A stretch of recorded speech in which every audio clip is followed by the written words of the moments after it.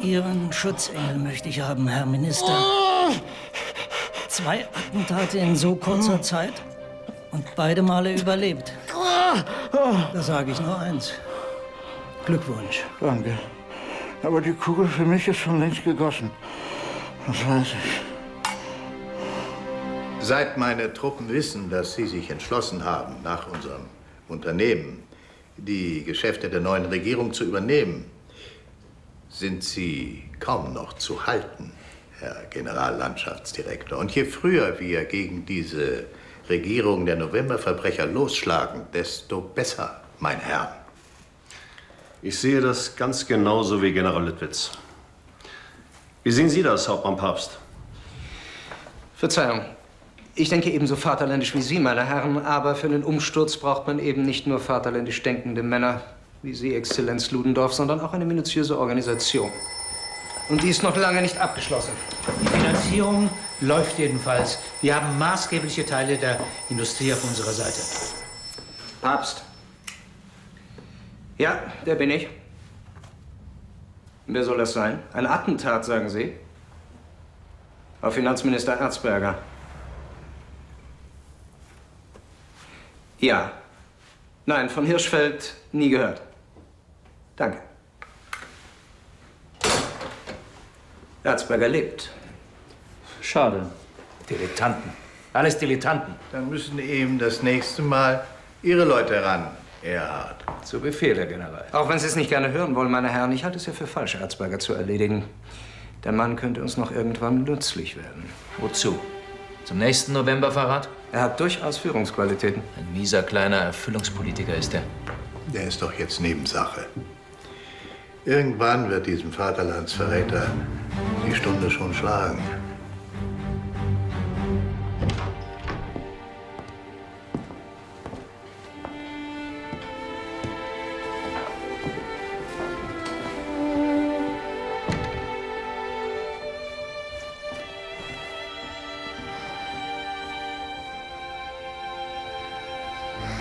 Dass man nur noch in Angst und Schrecken leben muss.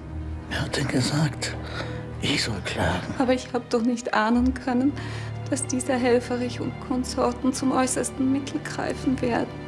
Mit dem Dadaismus tritt eine neue Realität in ihre Rechte. Dada ist ein Club, in den man eintreten kann, ohne Verbindlichkeiten zu übernehmen. Einem Ja und Nein sagen beschwingt die Nerven der Dadaisten. So liegt er, so jagt er, so radelt und rudert er gegen die blutleere Abstraktion des Expressionismus. Gegen die weltverbessernden Theorien literarischer Hohlköpfe. Für den Dadaismus in Wort und Bild in der Welt. Gegen dieses Manifestsein heißt Dadaistsein.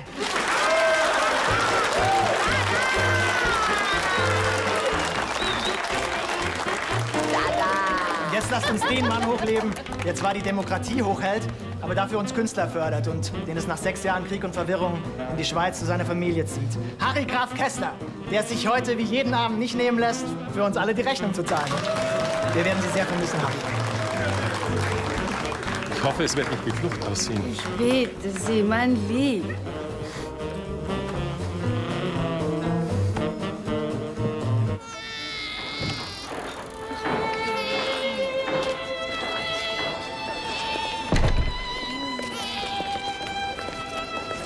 Der Nächste, kommt mal hinne.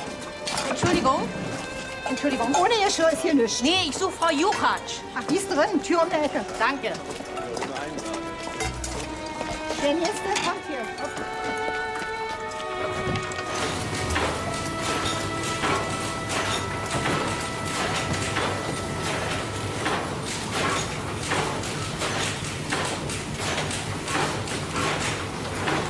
Entschuldigung, ich suche Frau Juchat. Danke. Danke.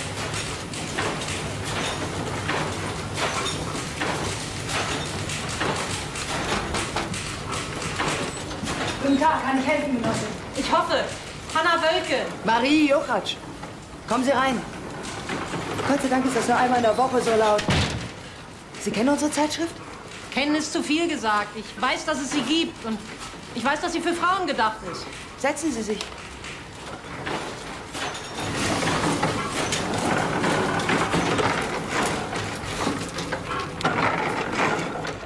Endlich. Ist ja kaum auszuhalten, dieser Lärm.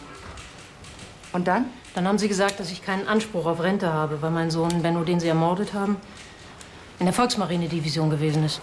Da muss man doch was tun können, Frau Juchatsch. Ich fürchte, nein. Das hat Genosse Noske so erlassen. Aber solange sie gebraucht wurden, durften sie den Kopf hinhalten, ja? Ich weiß, was Sie meinen. Aber der Krieg ist ein dreckiges Geschäft. Und der Bürgerkrieg dreimal. Also kann ich verhungern. Das gibt mir richtig Hoffnung, danke. Können Sie schreiben? Ja, und lesen auch. Warum fragen Sie? Warum schreiben Sie Ihre Geschichte nicht auf? Genauso, wie Sie sie mir erzählt haben, Hanna. Wozu? Die Gleichheit ist ein Wochenblatt von Frauen für Frauen. Was glauben Sie wohl, was es für Schicksalsgenossinnen, und davon gibt es Millionen, an Trost bedeuten würde, zu erfahren, dass Sie mit Ihrem Leid nicht alleine sind? Das kann ich nicht. Ich bin doch nur eine Hausfrau. Sie können es zumindest probieren. Und wenn wir es drucken, gibt es 2 Pfennig pro Zeile. So viel? Maschine geschrieben. Ja. Ich kann nicht Maschine schreiben. Das würden wir dann machen. Aber wenn Sie Zeit zum Nachdenken brauchen, es gibt auch sonst bei uns genügend zu tun. Allein in der Arbeiterwohlfahrt, bei den Armenküchen. Wenn Sie uns da unter die Arme greifen, würde das für Sie zumindest eine warme Mahlzeit pro Tag bedeuten. Das ist nicht dein Ernst, Matthias. Ob das mein Ernst ist? Jede Stunde, die ich nicht im Amt bin, ist die Reaktion. 2 Wochen Bettruhe, hat der Doktor gesagt. Fühl mich blendend. Hilf mir lieber. Wann wirst du jemals vernünftig? Findest es also vernünftige Reaktion, das Ruder unseres ohnehin schwankenden Schiffes zu überlassen? Und wenn ihnen gelänge, was ihr nicht schafft, nämlich für Ruhe und Ordnung zu sorgen? Dann würde Blut fließen, Paula. Unendlich viel Blut. Und die Republik wäre Vergangenheit. Die Auslieferung des Kronprinzen, Hindenburgs, Ludendorffs, ja, fast der ganzen Generalität des Weltkriegs. Nur über meine Leiche, meine Herren. Dein Tod würde an den Forderungen unserer Kriegsgegner nichts ändern, Gustav. Artikel 228 des Versailler Vertrages sieht einmal die Auslieferung vor, wie du weißt. 895 deutsche Männer, die während des Krieges für die Ehre Deutschlands gekämpft haben, auszuliefern. Das kann niemand von mir verlangen. Das verlange ich auch nicht, das weißt du ganz genau. Wir müssen verhandeln, Herr Reichspräsident. Wohin Verhandlungen führen, haben Sie uns ja bewiesen. Ich möchte Ihnen Folgendes unterbreiten. Der Entente wird vorgeschlagen, dass nicht Sie, sondern wir, das heißt unsere Juristen, Ermittlungen gegen die sogenannten Kriegsverbrecher auf unserer Seite einleiten. Jetzt sag nicht nur über meine Leiche.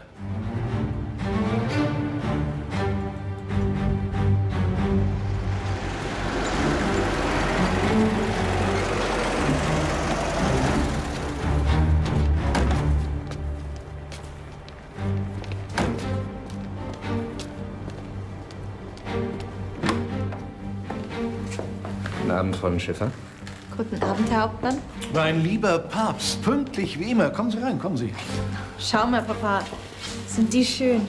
Sie sollten wirklich nicht so viel Geld ausgeben, Waldemar. Guten Appetit. So weit sind wir schon, Waldemar. Ich darf Sie doch so nennen. Große Ehre. Antisemitismus auch in Akademikerkreisen. Einstein ist der Direktor des Kaiser-Wilhelm-Instituts. Ich bitte Sie, und wird von rechtsgerichteten Studenten in seinem Vortrag unterbrochen.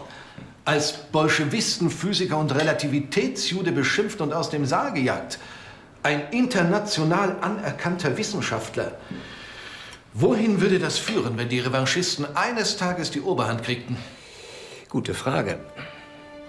Für mich persönlich ist Antisemitismus ein Fremdwort.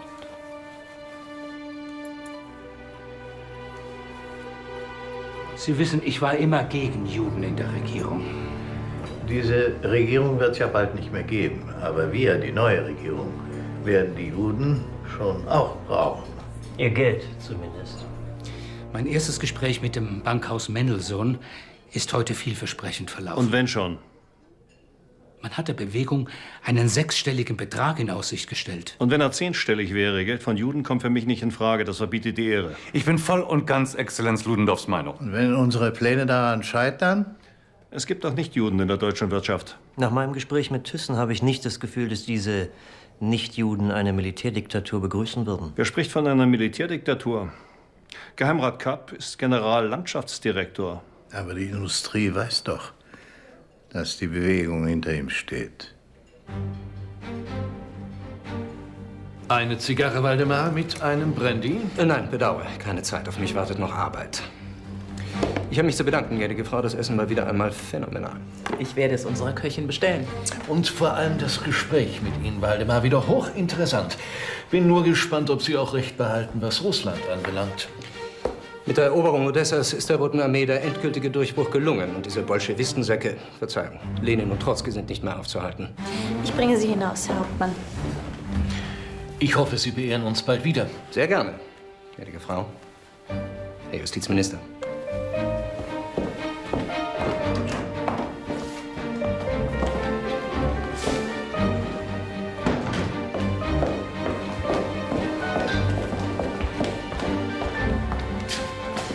Ich beeil mich.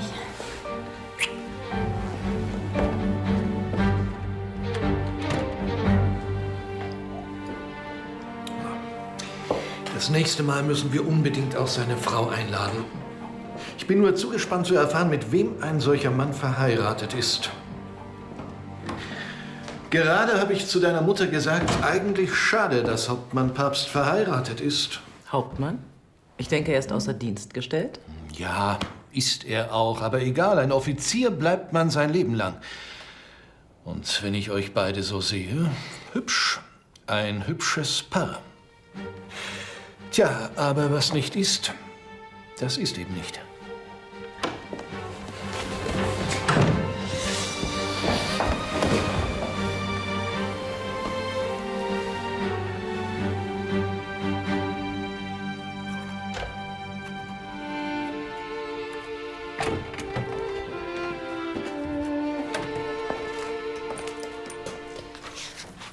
Darf ich? Ich weiß nicht. Wissen Sie, wie ich begonnen habe? War Dienstmädchen, habe in der Fabrik geschuftet, habe eine Lehre als Schneiderin abgebrochen und ich habe auch eine Volksschule, genau wie Sie. Das ist gut. Das ist richtig gut. Weiter so. Übrigens hat die Schweiz sich vorgestern per Volksabstimmung gegen das Frauenwahlrecht entschieden. Gute Nacht.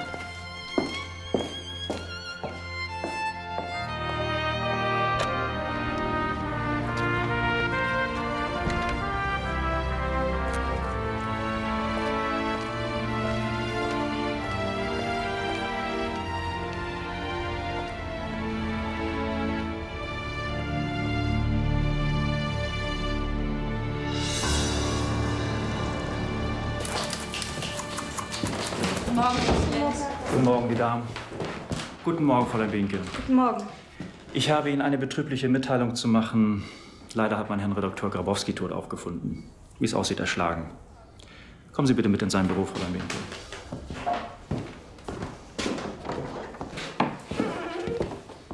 Bitte, setzen Sie sich. Ich verstehe nicht ganz. Das ist ab heute Ihr Platz. Auf Probe, versteht sich. Sie meinen ich? Ja, glauben Sie, ich wüsste nicht, wer seine Arbeit gemacht hat, wenn er mal wieder zu viel. Lange hätte ich ihn ohnehin nicht mehr gehalten. Also los, worauf warten Sie?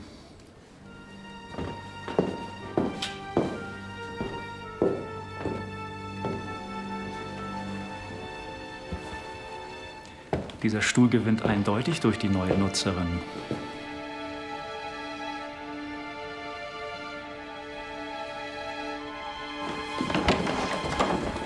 Wer von Ihnen ist Fräulein Kapuste? Ich, Exzellenz. Fräulein Behnke erwartet Sie zum Diktat. Guten Tag, Ihnen. Das Selbstbestimmungsrecht der Völker, das der amerikanische Präsident Wilson proklamiert hat, wird mit Füßen getreten. Haben Sie das? Ja. Na dann. Geneigt sind meine, also die Deutsche Bank, Berliner Handelsgesellschaft, die Dresdner Bank, die Commerz- und Diskontobank, das Bankhaus Mendelssohn, die Nationalbank, die Mitteldeutsche Kreditbank und die Bank für Handel und Industrie. Trotzdem sollten wir nicht darauf verzichten, die national gesinnten Führer der Sozialdemokratie... Das müssen Sie gerade vorschlagen. Wer hat denn Ihre Truppe aufgelöst und Sie gezwungen, den Dienst zu quittieren? Hauptmann Papst. Das war doch wohl Reichswehrminister Noske. Herr Kapp, Ich bin strikt dagegen, so sich an unserer Aktion zu beteiligen. Mit denen will ich nichts zu tun haben. Und ich auch nicht. Aber Sie haben sie noch nicht mal gefragt, Kapp. Herr von Berger, wie schätzen Sie die Lage ein? Können wir nach wie vor mit Noske und Ebert rechnen? Schwer zu sagen. Aber lass mir doch einen Mann aus der unmittelbaren Nähe des Reichswehrministers berichten. Kapitän Canaris. Als Sachverständiger für Marinefragen im Reichswehrministerium kann ich nur berichten, Herr Noske hat die ganze Kuscherei von den Alliierten auch satt. Ich könnte mir vorstellen, dass er sein Herz über die Barriere wirft und mit auf unserer Seite steht. Und Ebert? Ein national denkender Mann, aber eher Demokrat. Gut, dann schlage ich vor, sobald wir soweit sind, stellen wir die beiden Herren vor die Alternative. Entweder sie sind mit dabei oder Verhaftung. Herr Noske, ich muss entschieden protestieren. Die Reduzierung der Reichswehr auf 100.000 Mann ist mit mir unter keinen Umständen zu machen. Es wird nicht nur die Reichswehr betreffen. Es trifft auch die Marinebrigaden. Aha. Reinhard. Sie fallen mir also in den Rücken? Ich protestiere genauso. Mit einer derart kastrierten Truppe kann ich kein Reich verteidigen. Ja, noch nicht einmal unsere Küsten sichern. Das weiß ich, Admiral von Trotha. Wenn Sie mir meine Freikorps, wenn Sie uns unsere Marinebrigaden nehmen, dann marschieren die russischen Bolschewisten unmittelbar nach der Schneeschmelze durch Polen und bedrohen das Reich. Wollen Sie das verantworten? Ich bin mir durchaus bewusst, dass die Marinebrigade Erhard eine Truppe des nationalen Wiederaufstiegs ist. Dass diese 5.000 Mann in der Lage wären, die ganze polnische Armee in Fetzen zu schlagen. Und ich weiß auch, dass diese Formation viel wertvoller ist als jede andere. Wir haben für Sie die Spartakisten erledigt. Und Sie haben nun Ihr Versprechen einzulösen. Die Taten der Vergangenheit sind eine Bürgschaft für die Zukunft. Da nach dem Machtanspruch der Entente das alte Heer durch eine Freiwilligentruppe ersetzt werden soll, müssen die in der Stunde der Not geschaffenen Freikorps zu einer dauernden Einrichtung werden. Aber je kleiner die Schar, desto größer die Aufgaben. Ich weiß selber, was ich geschrieben habe. Dann halten Sie sich auch daran! Ich verbiete mir diesen Ton! Wollen Sie, dass es zu einem neuen Krieg kommt? Wenn es sein muss. Die Engländer signalisieren, dass wir nicht ausliefern müssen. Das ändert aber nichts daran, dass man uns die alleinige Kriegsschuld anhängen wird. Und dass wir uns wehrlos machen lassen sollen. Ich stehe in Verhandlungen mit den Engländern, die mir angedeutet haben, dass es bei einer Reduzierung auf 200.000 Mann bleiben könnte. Alles leere Versprechungen. Nicht mit mir, meine Herren. Dann müssen Sie eben die Konsequenzen ziehen, Herr General, und Ihren Abschied einreichen. Ich denke nicht daran. Auch ich, als Chef des Truppenamtes, stehe einer Reduzierung unserer Truppe äußerst skeptisch gegenüber. Aber der Herr Reichsminister hat ja schon erwähnt, dass wir in Verhandlungen mit England stehen und Schlimmeres eventuell verhindern können. Ihre Brigaden werden auf die Reichswehr aufgeteilt und die Männer können so weiter der Fahne dienen. Eine Auflösung der Marinebrigaden kommt für mich nicht in Frage. Ach, Lödwitz, es wird nichts so heiß gegessen wie gekocht. Die Engländer lassen mit sich reden. Aber der Franzmann nicht. An dem beißen sie sich die Zähne aus. Auch England ist empört über unsere Behandlung. Wir können die beiden Großmächte gegeneinander ausspielen. Sie wollen das machen? Bis dahin steht der Russe an der Oder. Ich mache einen Vorschlag zur Güte, Lödwitz. Sie lassen uns weiter verhandeln und, um jedem bolschewistischen Einfall vorzubeugen, unterstelle ich Ihnen, mit der erlauchten Genehmigung des Herrn Reichswehrministers, das Reichswehrgruppenkommando 1 Norddeutschland und das Reichswehrgruppenkommando 3 von der Ostseeküste bis zur polnischen Grenze. Und sagen Sie jetzt bitte nicht nur über meine Leiche. Diesmal sage ich nur über meine Leiche, Gustav. Ich bleibe dabei. Die Forderungen der Alliierten werden erfüllt und die Kriegsverbrecherverfahren am Staatsgerichtshof in Leipzig mit aller Härte geführt. Wobei wir wissen, was Härte bedeutet. Ist schon klar, Fritz, oder? Klar. Aber wer war Ihr Auftraggeber, Herr von Hirschfeld? Was für ein Auftraggeber? Ich ganz allein habe die Tat vollbracht. Ich wollte den Mann, der an allem Schuld hat, endlich zum Schweigen bringen. Wie kann ein so junger Mensch mit einer so geringen Bildung wie Sie sich zum Richter über menschliches Leben erheben? Entschuldigen Sie, aber wenn ein so gebildeter Mensch wie Exzellenz Helfferich, der so viel für das Reich getan hat, fordert, dass dieser Erzberger weg muss, dann ist es normal, dass ein junger, wie Sie sagen, ungebildeter Mensch wie ich, der zweimal im Krieg verwundet wurde, diese Forderung in die Tat umsetzt. Einen Minister abzusetzen und ihn zu töten, sind wirklich zwei verschiedene Dinge. 18 Monate. Wenn sich dieser Kerl an einem wirklich Schuldigen vergriffen hätte, würde das Urteil lebenslang oder Tod durch den Strang lauten. Dafür wirst du Helfferich das Handwerk legen, das weiß ich seit heute ganz sicher. Wer einen solchen Einfluss auf junge Menschen hat, darf nicht ungestraft davon kommen. Sonst falle ich vom Glauben ab, Matthias.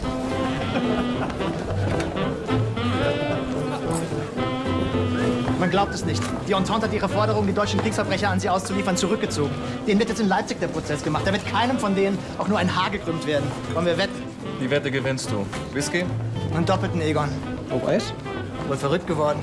Und wie war's im Theater? Frag mich nicht. Vergeudete Lebenszeit. Entsetzlich, dieser Wedekind. Und die Durieux? Wurde wie immer bejubelt. Das ist keine Antwort, Herr Gross. Verzeihung, Herr Hartfield, sorry, aber in diesem Fall meine Meinung zu sagen, hieße eine Freundschaft verraten. Du willst ja bloß deine Chance nicht vermassen. Ich und die Durieux, Da ist sie ja. Vielen Dank. Dankeschön. Sie waren nicht da, Sie Scheuser? Weiß aber von Gross, dass ich mit Ausnahme Ihrer Person nichts versäumt habe und Wedekind mit diesem Marquis von Keith schon wieder ein Stück für den literarischen Friedhof geliefert hat. Das haben Sie wirklich gesagt, lieber Gross? Mit keiner Silbe. Aber ich hätte es nicht besser sagen können. Ihr Mann hat's richtig gemacht. Ich hätte nicht hingehen sollen. Kommt er noch nach? Er ist in Paris, aus beruflichen Gründen. Das verpflichtet der Götz. Ja, jetzt heißt's, Frau Durieux an seiner Stadt zu bewundern, mein Lieber. Da kann ich mich ja richtig glücklich schätzen, von nichts eine Ahnung zu haben und das Stück und die Regie und die Künstlerin uneingeschränkt bewundern zu dürfen. Und so fasse ich noch einmal zusammen. Herr Erzberger ist schuldig gegen die Wohlanständigkeit verstoßen, gewohnheitsmäßig die Unwahrheit gesagt und persönliche Geldinteressen mit seiner politischen Tätigkeit vermischt zu haben. Das Urteil fällt immer noch das Gericht, Herr Professor. Und so möchte ich dem inzwischen mehrfach beklagten Kläger das Wort erteilen. Herr Erzberger, bitte. Hohes Gericht. Ich habe diesen Saal mit ruhigem Gewissen betreten und werde ihn erhobenen Hauptes verlassen. Man hat mein ganzes Leben durchwühlt. Versucht, nicht nur mich, sondern auch meine Frau und meine Familie in den Schmutz zu zerren. Mir Millionen angedichtet. Angebliche Bestechungsgelder ehrenwerter Bürger des Reiches. Und konnte nicht einen einzigen Vorwurf beweisen. Worüber niemand in diesem Saal geredet hat, ist, dass ich als Diener des Staates bis heute kein Gehaltsempfänger war und kein Pensionsempfänger sein werde. Und was die Bestechungsvorwürfe anlangt. Ja, ich habe Hilfe geleistet. Bekannten und Unbekannten. Parteifreunden und Nicht-Parteifreunden. Selbst Feinden, wenn es für das Land von Nutzen war. Aber Geld habe ich von niemand genommen. Und wann ist der Ticker aus Hamburg gekommen? Vor einer guten Stunde. Und da kommen Sie erst jetzt. Ich musste doch in Ihrem Auftrag den Artikel über Herrn Stresemann fertig machen. Wenn Sie auch nur einen Augenblick nachgedacht hätten. Unangefochten kämpft hier ein Vertreter der abgetanen autokratischen Bürokratie mit allen erlaubten und unerlaubten Mitteln gegen einen Vertreter der jungen deutschen Demokratie. Gegen einen Provinzschulmeister, den seine Zentrumspartei und ein uneinsichtiges Schicksal trotz aller Unfähigkeit zum Finanzminister gemacht haben. Ruhe bitte! So ist diesem pharisäischen Moralisten Erzberger endlich das Handwerk gelegt, Ausrufungszeichen. Der Finanzminister ein Steuerhinterzieher, Ausrufungszeichen. Was willst du noch mehr, deutsches Vaterland? Fragezeichen, Ausrufungszeichen. Haben Sie das? Vaterland, Fragezeichen, Ausrufezeichen. Dann in die Druckerei damit. Extrablatt. Und hören Sie auf zu heulen.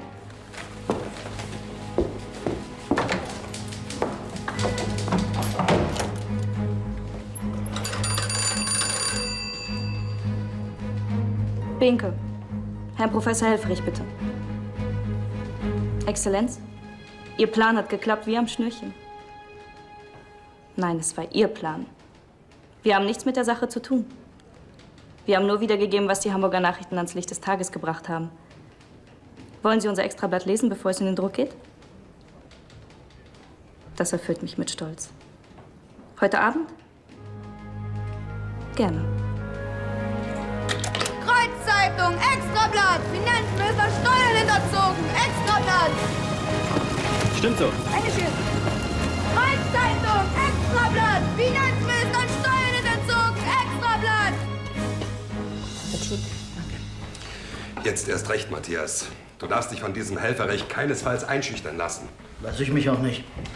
Aber du müsstest mal die Herren Staatsanwälte Tag für Tag erleben. Stehen klar auf Helfferichs Seite. Und da sie sich an die Prozessordnung halten, darf nichts, was von Helfferich gegen mich vorgebracht wird, zum Gegenstand einer Beleidigungsklage gemacht werden. Aber die Zeitungen dürfen das Wort für Wort drucken, damit Stimmung gegen mich machen. Und alles ist meine Schuld. Unsinn, Paula.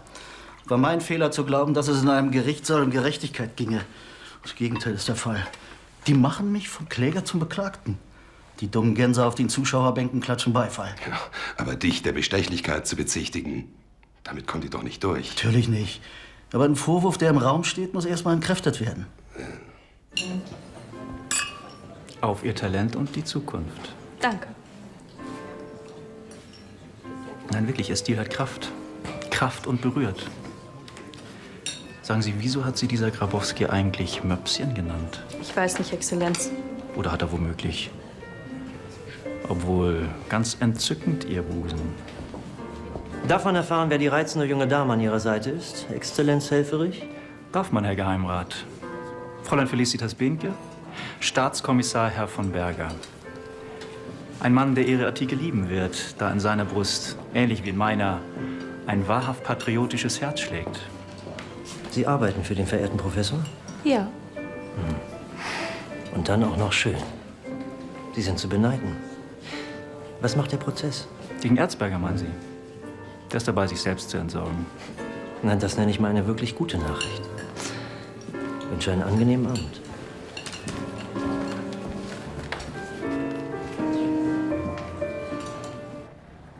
Wollen Sie den Rat eines Freundes hören? Ja, ich empfinde tatsächlich so eine Art Freundschaft für Sie.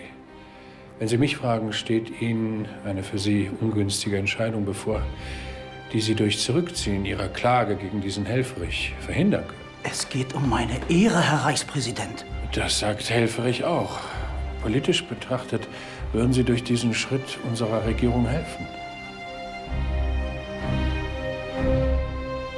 Sollte sich Prinz Joachim Albrecht tatsächlich unserer Bewegung anschließen, so wird das beim übrigen Abend nicht ohne Folgen bleiben, meine Herren. Vor allem im Osten bei den Agrariern.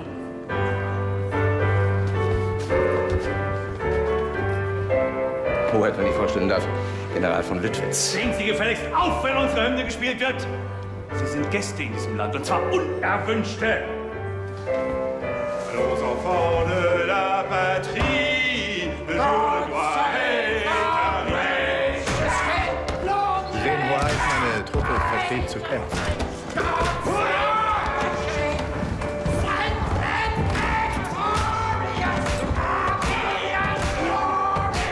Eine Schlägerei mit der Interalliierten Kommission. Und das bei dieser angespannten Lage. Herein! Colonel Richard und Major McKellen von der Interalliierten Militärkommission.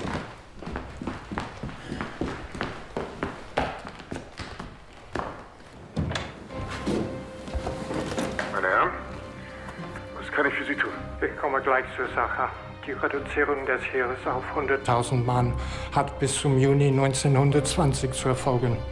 Andernfalls müssen wir Teile Ihres Reichsgebiets besetzen. Außerdem werden Sie dringend ersucht, die beiden Freikorps, die Marinebrigade Löwenfeld und vor allen Dingen die Brigade Erhard mit sofortiger Wirkung aufzulösen. Auch hier hat die Nichteinhaltung, wie vertraglich festgelegt, unseren Einmarsch zur Folge. Ich danke Ihnen, meine Herren.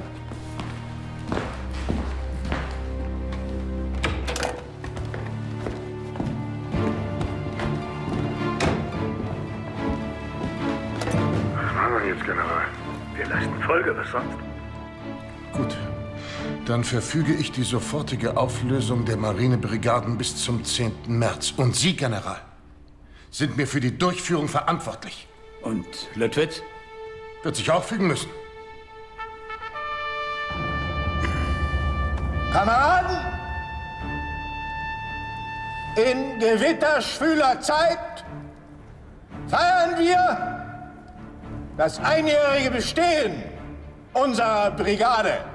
Einer freiwilligen Brigade aus tapferen Männern des Reiches, die den Spartakismus bekämpft und das Reich nach dem Novembersturm vor Schlimmerem bewahrte, dem Versailler Schmachdiktat zur Folge soll eure Brigade aufgelöst werden, um uns schutzlos der französischen Willkür im Westen, den polnischen Banden im Osten und den Bolschewisten, die uns von Russland aus bedrohen, auszuliefern. Ich werde nicht dulden, dass eine solche Kerntruppe zerschlagen wird. Wir lassen uns nicht auflösen. Lieber stürzen wir die Regierung.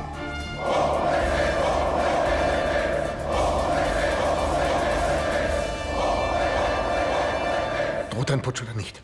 Es ist nicht zu verkennen, dass auf militärischer wie politischer Seite die eigentlich führenden Männer den Willen zur Loyalität und zur Aufrechterhaltung von Ruhe und Ordnung haben. Loyalität, so. Und was ist mit meinem geschätzten Freund Papst und seiner nationalen Vereinigung? Die wird von meinen Männern dauernd beobachtet. Ja, und? Jetzt lassen Sie sich nicht alles aus der Nase ziehen. Ich hatte mehrfach Kontakt mit Papst und wies ihn auf die Gefährlichkeit militärischer Unbesonnenheiten hin. Papst ging mit mir konform in der Verurteilung etwaiger Putschversuche. Und was ist mit General Lüttwitz? Bleibt der loyal? Es könnte sein, dass Gefahren drohen. Ich würde daher vorschlagen, dass ich als Vermittler zwischen General Lüttwitz und Herrn Reichspräsidenten fungiere. Sie vermitteln bei Ebert? Nein. Wenn der Herr General Lüttwitz was von uns will, dann muss er schon selber kommen. Noch stehen unsere Türen für ihn offen. Noch! Ich kann nur davor warnen, jetzt schon loszuschlagen. Die Stimmung in der Bevölkerung ist nicht günstig für uns. Und allein auf die Truppe gestützt werden wir das Unternehmen nicht zum Sieg führen. Wie steht es mit den Kontakten zur Entente, Oberst Bauer? Oberst Ryan von der englischen Kommandantur in Köln ist informiert. Er rät uns, dass Exzellenz Ludendorff sich keinesfalls an die Spitze des Unternehmens stellen dürfe. Das wird er auch nicht. Ich halte mich im Hintergrund. Aber wenn die Unternehmung gelingt, werde ich nicht zögern, dem Ruf des Vaterlandes zu folgen. Solange muss Kapp als Strohmann dienen. Wird England sich ruhig verhalten, Herr von Berger? Solange wir nicht zur Monarchie zurückkehren, ja. Das reicht nicht. Wir brauchen die Unterstützung einer ausländischen Macht.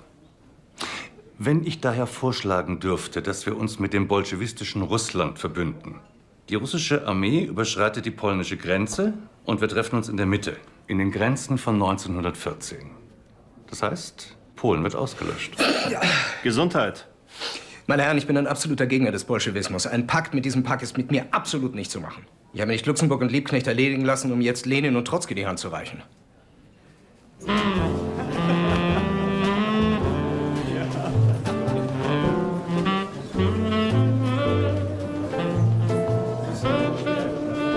Max.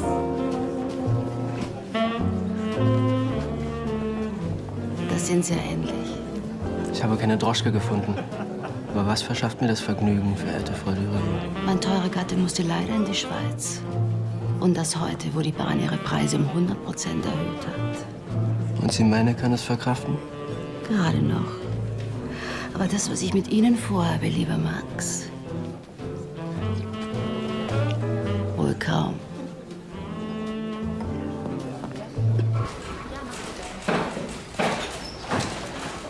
Morgen.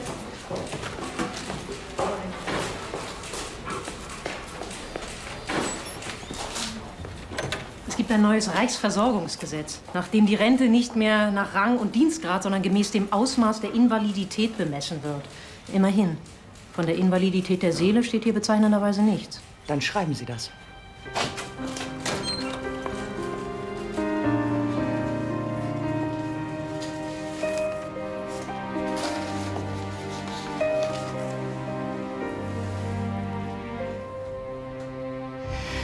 Das ist nicht nur gut, Hanna. Das ist sogar sehr gut. Wissen Sie, was wir jetzt machen? Ich lade Sie heute Abend zum Essen ein und danach gehen wir zwei beide ins Kino. Das kann ich mir nicht leisten, Frau Juchatsch. Aber ich. Was ist Ihnen lieber, Kulises Töchter von Lubitsch oder das Kabinett des Dr. Caligari mit der Dagoba? Ich kenne die alle nicht. Dann würde ich sagen, die Dagoba.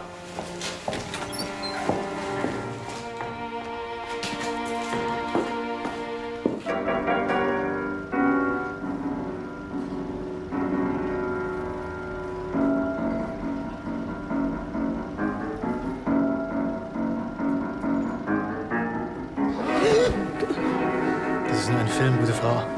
Noch dazu kein guter.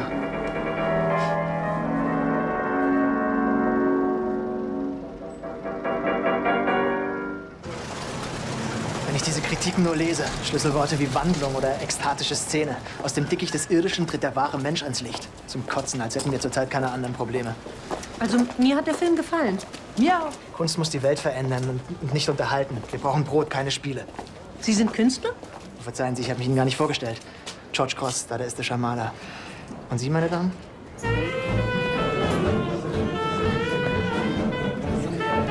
Egon, für die Dame und mich eine Flasche Shampoos. Sie entschuldigen mich einen Augenblick? Na klar. Darf ich um die Mäntel der Damen bitten? Ich behalte meinen lieber an. Vielen Dank. Danke. Was haben Sie? Haben Sie sich die Leute hier mal angeschaut? Wie sehe ich denn da aus in meiner Kittelschürze? Dom Pérignon, Tenanger oder deutschen Sekt, die Damen? Für uns reicht deutscher Sekt.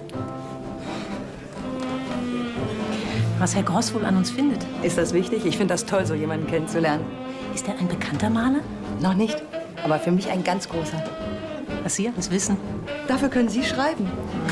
Der Sekt, die Damen. Dankeschön. Danke. Und wir beide hören jetzt auf mit dem blöden Sie und sagen Du zueinander. Aber Sie sind... Kein Aber. Stoß an. Und einen Kuss. Darf man da mitmachen? Nur wenn ich die Rechnung bezahlen darf. Und Sie mir versprechen, einmal für meine Zeitschrift etwas zu zeichnen. Sie sind vom Gewerbe? Ich gebe die Zeitschrift Die Gleichheit heraus. Ach, die Juhatsch sind Sie. Und da reden Sie mit dem Bolschewisten der Malerei. Ein Künstler muss frei sein in der Wahl der Gesinnung, sonst ist er kein Künstler. Generalfreiherr von Lüttwitz, Herr Reichspräsident. Sie haben um eine Unterredung gebeten, Herr Reichspräsident. Auf Anraten von Geheimrat Berger, jawohl. Was haben Sie vorzubringen? Ich fordere ultimativ erstens sofortige Auflösung der Nationalversammlung, zweitens Schaffung eines Oberbefehlshabers der gesamten Reichswehr in meiner Person und Absetzung des Chefs der Heeresleitung, General Reinhardt. Drittens Rücknahme der Auflösungsbefehle der Marinebrigaden. Diese Punkte sind seit längerem Forderungen der Rechtsparteien. Ich kann Ihnen leider nicht entsprechen, denn sie wären verfassungswidrig. Herr General, Sie sind schon öfter mit Ihren Forderungen gekommen. Das waren aber immer Unterhaltungen, wo man mit Ihnen reden konnte. Jetzt haben Ihre Forderungen den Charakter eines Ultimatums und eines Pronunciamentos der Generäle. Das können wir uns unter keinen Bedingungen gefallen lassen. Und ich weise Sie in jeder Beziehung schroff zurück. Ich habe Ihnen schon gestern in Absprache mit General von Seeckt die Verfügungsgewalt über die beiden Marinebrigaden entzogen. Im Übrigen wird die Truppenverminderung planmäßig durchgeführt. General Reinhardt bleibt auf seinem Posten und jeder General wird entfernt, gegen den Bedenken bestehen. Abschließend warne ich Sie nachdrücklich vor dem Gedanken einer Auflehnung. Eine Militärrevolte würde fürchterlichen Schaden anrichten, die Reichswehr zerstören und mit Sicherheit den Generalsteig heraufbeschwören. Ich fordere Sie auf, Ihren Abschied zu nehmen. Ist dies nicht bis morgen früh 10 Uhr geschehen, werde ich Sie entlassen! Erhard? Was, General Lüttwitz? Sofort durchstellen. Erhard, alarmieren Sie sofort Ihre Brigade. Binnen 24 Stunden marschieren wir. Sehr wohl, Herr General. Fürs Vaterland. Es ist mir eine Ehre.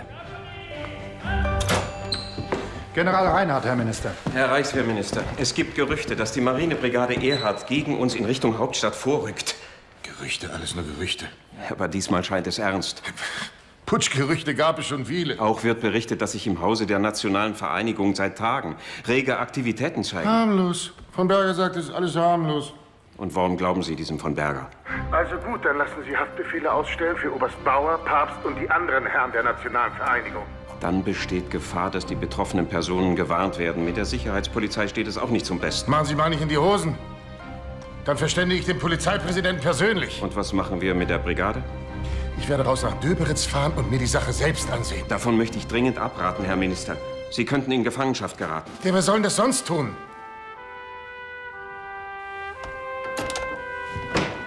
Canaris, nehmen Sie sich Admiral von Trotha und fahren Sie bitte mit ihm hinaus nach Döberitz und erkunden dort die Lage. Zu Befehl, Herr Minister. Ach, und General Lüttwitz ist seines Dienstes enthoben, von Trotha sein Nachfolger. Zu Befehl. General Lüttwitz, bitte. Wird Dr. Helfferich wegen fortgesetzter übler Nachrede durch die Verbreitung von Schriften in Tateinheit mit fortgesetzter Beleidigung zu einer Geldstrafe von 300 Mark verurteilt. Die Kosten des Verfahrens trägt der Angeklagte. Das Strafmaß ist deswegen so niedrig angesetzt, weil Professor Helfferich der Wahrheitsbeweis im Wesentlichen gelungen ist und viele Anschuldigungen, die er gegen den Kläger vorgebracht hat, zutreffend waren. Erzberger hat sich in 3 Fällen des Verstoßes gegen die Wohlanständigkeit, in 6 Fällen des Meineides und in 7 Fällen der Vermischung persönlicher Geldinteressen mit Politik schuldig gemacht. Die Sitzung ist geschlossen. Ich habe es gewusst. Glückwunsch, Herr Professor. Es tut mir leid, Matthias. Ich muss zu Ebert. Ihr Amt niederlegen? Mir bleibt keine andere Wahl. Zumindest so lange, bis meine Ehre wiederhergestellt ist. Wie wollen Sie das anstellen? Indem ich ein Verfahren gegen mich wegen Meineides anstrengen werde. Man wird sich weisen, dass ich mir nichts habe zu Schulden kommen lassen. Sie müssen Lüttwitz zurückhalten, Exzellenz. Das Unternehmen wird scheitern. Die Aktion zu dieser Stunde ist ganz in meinem Sinn. Sie verstehen nicht, Exzellenz. Es ist nichts vorbereitet, nichts. Das kann nicht gut gehen. Doch nicht bei Ihrem ausgezeichneten Organisationstalent. Sie machen das schon, Papst. Bitte. Gesundheit. Sie sollten verschwinden, Hauptmann Papst. Der Polizeipräsident höchstpersönlich hat einen Haftbefehl gegen Sie erlassen. Dann tun Sie was. Sind mir leider die Hände gebunden.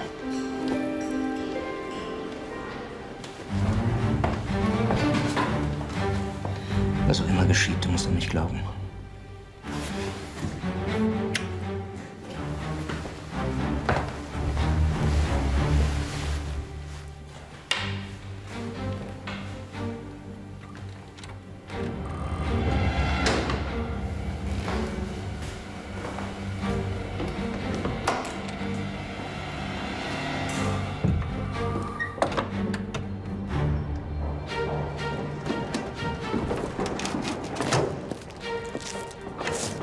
Herr Papst? Kriminalpolizei. Ich habe Befehl, Sie zu verhaften. So, haben Sie. Keine Dummheiten, ja? Keine Angst, ich hänge am Leben. 1000 für jeden von Ihnen?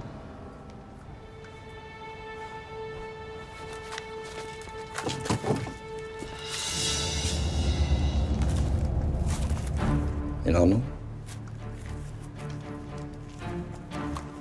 Wohin müssen Sie? Nach Döberitz. Wir fahren Sie. Das Vaterland wird es Ihnen zu danken wissen. Trefflich, trefflich, Erhard. Die Stunde der Rache ist gekommen. Heute werden wir die Schmach des 9. November 1918 ausradieren. Ganz meine Meinung, Herr Admiral. Was verschafft mir überhaupt die Ehre Ihres Besuches? Ach so, ja. Wir wollen uns einen Überblick verschaffen, ob Sie Umsturzgedanken hegen. Umsturzgedanken? Wie kommen Sie denn darauf? Ach, übrigens, Befehl des Oberkommandos Noske. Nachrichten besagen, dass von radikaler Seite beabsichtigt ist, die Regierung heute oder in den nächsten Tagen zu stürzen. Sämtliche Garnisonen sind bis auf weiteres alarmbereit zu halten. Alarmbereit? Wir haben uns doch schon selbst alarmiert. Ich soll Sie außerdem darauf hinweisen, dass Ihnen, wie allen Truppen der Reichswehr, der Schutz der Verfassung und der gesetzmäßigen Regierung anvertraut ist. Das ist jetzt nicht wahr, Canaris. Kein Scherz, Herr Korvettenkapitän.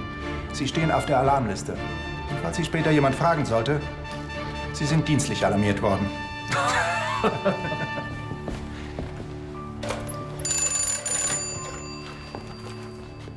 Hier, Canaris. Reichswehrminister Noske, bitte. Herr Reichswehrminister, ich habe soeben mit Admiral von Trotha das Lager Döberitz begutachtet. Es ist alles ruhig. Keine Anzeichen vor Umsturz. Die Herren gehen spazieren. Hauptmann Papst, schön, Sie zu sehen. Es geht los, Sie können endlich marschieren. Und organisieren. Bei aller Freundschaft, Erhard Lüttwitz Befehl zum Losschlagen trifft uns völlig unvorbereitet. Mich nicht. Es ist noch nicht so weit. Sie müssen den Marsch stoppen. Das Unternehmen wird scheitern. Jetzt machen Sie sich nicht in die Hose, Papst. Die Sotis fege ich weg mit links. Wie wollen Sie denn regieren, wenn der Generalstreik ausbricht? Das ist nicht meine Sache. Politik interessiert mich nicht. Das ist Ihre und Kapps Aufgabe. Meine Herren? Da mache ich nicht mit. Das ist Selbstmord.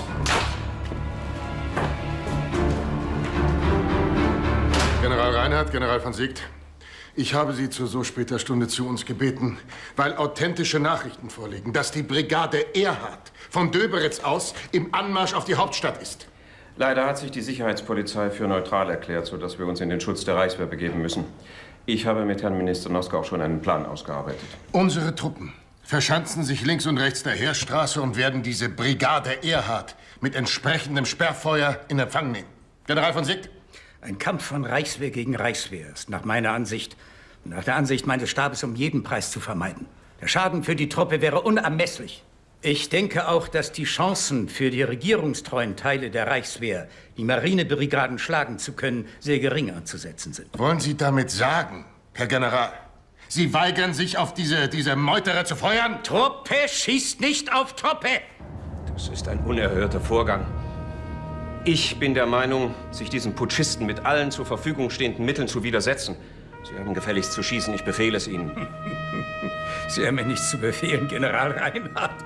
Und ich habe meinen Ausführungen nichts hinzuzufügen. Dann lege ich meine Funktion als Chef der Heeresleitung nieder. Und ich fahre in Urlaub. Danke, meine Herren. Genosse Wels. Meine Herren, da die bewaffnete Macht unsere SPD und die Regierung sträflich im Stich lässt, sehe ich keine andere Möglichkeit, als die Hauptstadt unverzüglich zu verlassen und... Auf keinen Fall. Ich weiche der Gewalt nicht. Und den Generalstreik auszurufen. Gustav, sag du doch was. Ich rede nicht mit Kommunisten und Unabhängigen. Aber ich als Gewerkschafter muss es versuchen.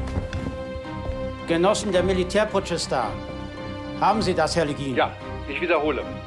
Bürger der Republik, Arbeiter, Genossen, wir haben die Revolution nicht gemacht, um uns heute wieder einem blutigen Landsknechtsregime zu unterwerfen. Darum sind die schärfsten Abwehrmittel geboten.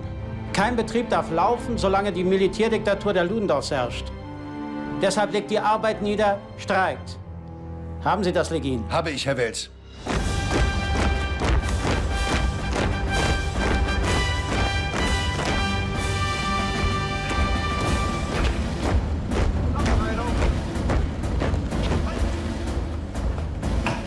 Wir müssen weg. Ich bleibe. Sie erreichen uns in Dresden. Dort steht die Truppe noch zu uns. Und ich muss den Streik organisieren. Das Wichtigste, Dr. Schiffer. Bringen Sie die Amtsstempel in Sicherheit. Schon geschehen.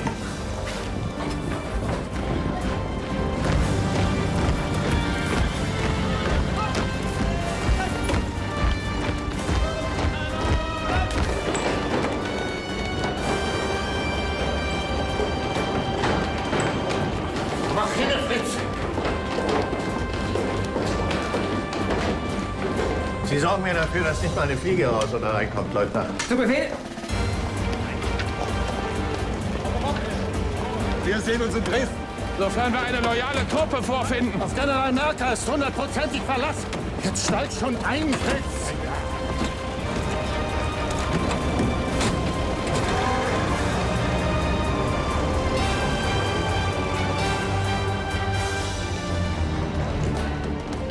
Guten Morgen, die Herren, Sie wünschen?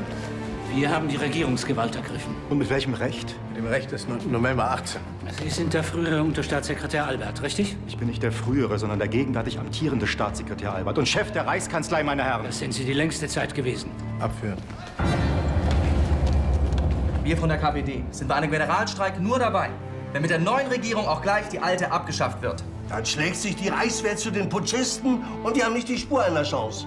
Für eine Wiederaufrichtung der Blutherrschaft von Ebert und Noske streiken wir nicht. Wir von der USPD machen auch nur mit, wenn Noske abgesetzt wird, Ebert zurücktritt und an deren Stelle eine reine Arbeiterregierung tritt. Ja, aber darüber können wir uns doch immer noch unterhalten, wenn der Putsch abgewendet ist. Dann will keiner von euch mehr etwas davon wissen, das kennen wir doch. Noske ist auch für uns von der SPD nicht mehr zu halten. Das ist für uns zu wenig. Das ist schön. Ich gebe Ihnen mein Wort. Ist der Putsch abgewendet, wird eine Regierung aus allen 3 Arbeiterparteien gebildet. Gut. Also wer für den Streik ist, hebe die Hand. Was meint ihr? Hier, Lüttwitz. Geben Sie mir General Merker. Haben Sie Papst gefunden? Leider nein. Wer ist zurzeit eigentlich Vizekanzler? Dieser Erzberger, denke ich. Erzberger, sagt man mir. Zurückgetreten. Seit wann? Haben Sie endlich die Amtsstempel gefunden? Nein, noch immer nicht. Flockatum, holen Sie mir diesen Unterstaatssekretär Albert. Lüttwitz hier, Merker. Wie berichtet werden die Kabinettsmitglieder der abgesetzten Regierung in Kürze in Dresden eintreffen. Sie sind auf der Stelle in Schutzhaft zu nehmen. Können Sie sich erklären, wo dieser Papst steckt? Wird schon kommen. Ich muss auf das Entschiedenste bitten, die Form zu wahren. Verzeihung, Herr Albert. Wer ist der neue Vizekanzler? Justizminister Dr. Schiffer. Und ist mit den anderen flüchtig? Er befindet sich im Hause und kommt seinen Pflichten nach, wenn ich recht informiert bin. Punkt 10. Zahlung von Teuerungszulagen für die Beamten. Herr Dr. Schiffer? Wenn Sie auf diese Frage eine Antwort wünschen, verlassen Sie bitte mein Büro, klopfen an, warten ein herein ab und stellen sich vor, junger Mann.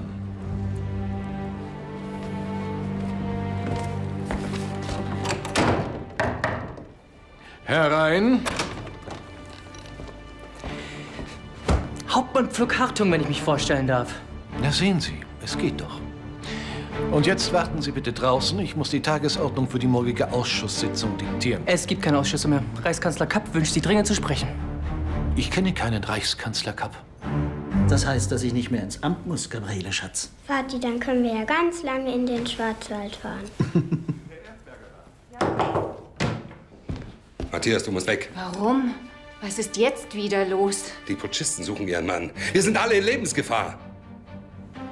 Oh, hier empört sich noch die neue Schmieriste von Helfferich über die Entlassung von Lüttwitz, einen der großen Helden des Krieges.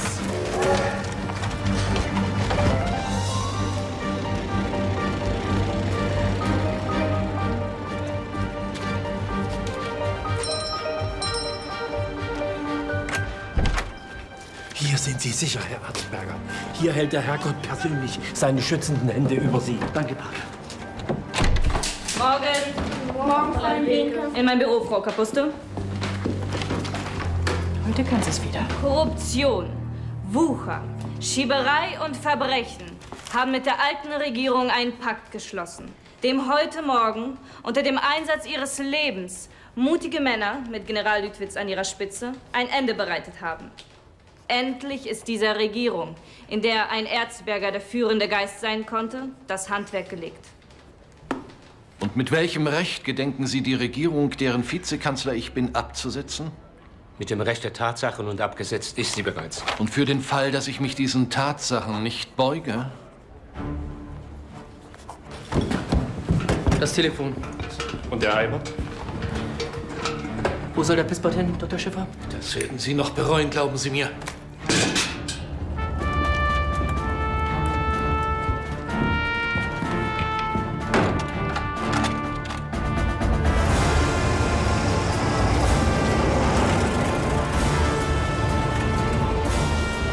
Meine Herren, ich mach das schon, ja?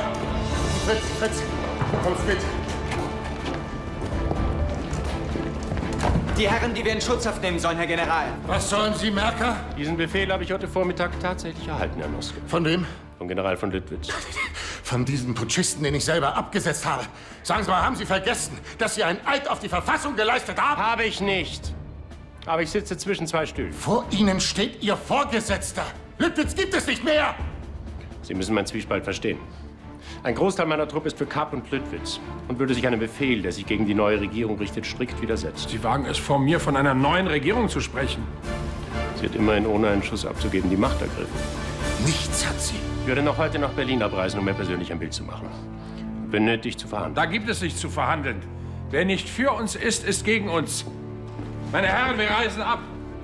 Ihnen habe ich vertraut, General. Ich muss Sie bitten, die Herren des Kabinetts zurückzuholen. Teufel werde ich tun.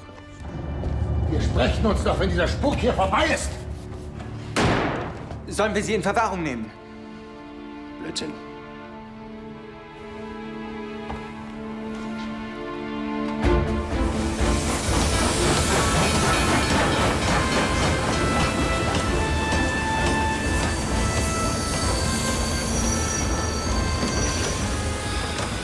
Schön, dass Sie uns abholen. Wir fahren mit diesem Zug gleich nach Stuttgart weiter. Hier in Dresden sind wir nicht mehr sicher. Sie sagten doch General Marker. Sagte ich, ja, sagte ich. Ja, und warum mit dem Zug? Unsere Automobile wurden beschlagnahmt.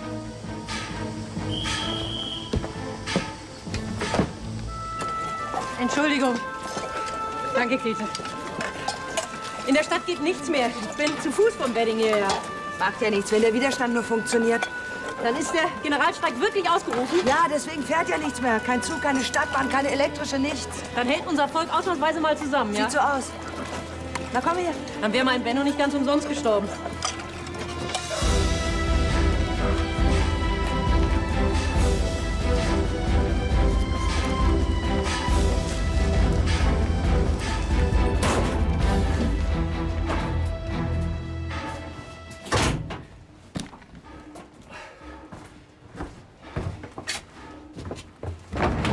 Ist hier noch frei?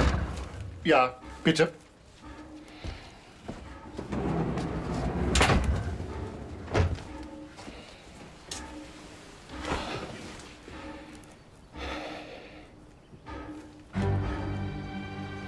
Haben Sie es tatsächlich gewagt, ja? Zeit war's. Endlich kehrt wieder Ordnung ein. Alles aussteigen. Der Zug endet hier. Und? Wie soll ich dann nach Frankfurt kommen? Keine Ahnung. Es ist Generalstreik.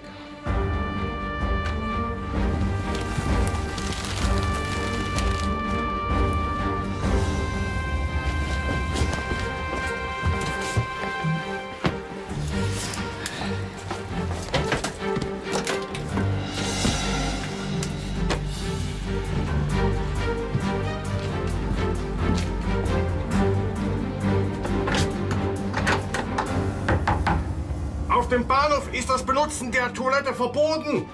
Kommen Sie raus, Sie Drecksack! Haben Sie Drecksack gesagt?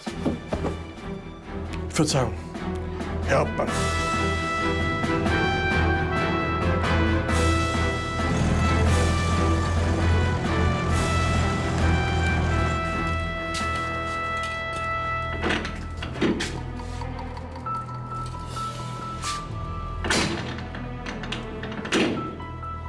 Verfluchtes Pack. Und was gedenken Sie gegen diesen Generalstreik zu tun, Herr Korvettenkapitän? Dass Sie immer so laut sein müssen, Kap. Herr und Reichskanzler, bitte. Ist mir auch recht. Die technische Nothilfe einsetzen. Unter entsprechender Bedeckung natürlich. Und was kann diese Nothilfe? Im ganzen Haus kein Wasser. Das gibt es doch nicht. Wenn ich sage, ist Papst endlich aufgetaucht. Nein. Die werden ihn noch nicht wirklich verhaftet haben. Sie sagten Nothilfe. Sie wird dafür sorgen, dass das Wasserwerk wieder Wasser liefert. Was erlaubt sich der Pöbel? Ja, bin jetzt immer dabei. Mhm. Du weinst ja. Ja, wenn der Film so schön ist, dann fällt der Strom aus. Wir können ja morgen noch einmal. Da!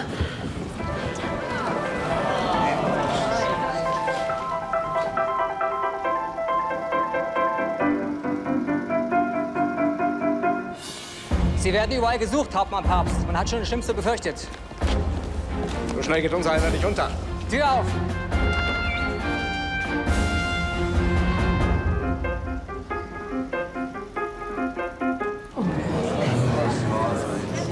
Die Aufrufe müssen gedruckt werden, sofort. Das geht noch heute zur Druckerei. Die elektrische geht leider nicht wegen des Streiks. Was Streik? Was interessiert Dann mich nehmen Sie ein ein Wagen. Streik? Keiner da. Dann nehmen Sie das Fahrrad oder gehen Sie zu Fuß. Ich muss regieren. Es geht ums Vaterland. Sie null. Da sind Sie endlich. Wo waren Sie denn? Sie sind vielleicht ein Vogelpapst. Wir haben Sie überall gesucht. Ich war krank, Herr Oberst. Krank. So. Gekniffen haben Sie. Wissen Sie, dass hier alles drunter und drüber geht, nur weil der Generalstäbler des Umsturzes fehlt, nämlich Sie? Ich sagte doch schon, ich war krank. Ach, keine Wiederholung. Unsere Aufrufe, die Befehle an die Reichswehrgruppenkommandos, die Flugblätter, alles ist liegen geblieben. Und wegen Ihnen sind uns die Herren der Regierung entwischt. Hören Sie auf mit Ihrem Geschimpfe, Bauer. Freut mich, Sie zu sehen, Papst. Jetzt wird die Sache endgültig gut. Die hätte schon längst gut werden können. Nicht so lange ein Major im Generalstab fehlte. Major? Welcher Major? Darf ich das aus meiner Beförderung? Sie dürfen, Papst, Sie dürfen. Ich habe immer gesagt, auf den Mann ist Verlass.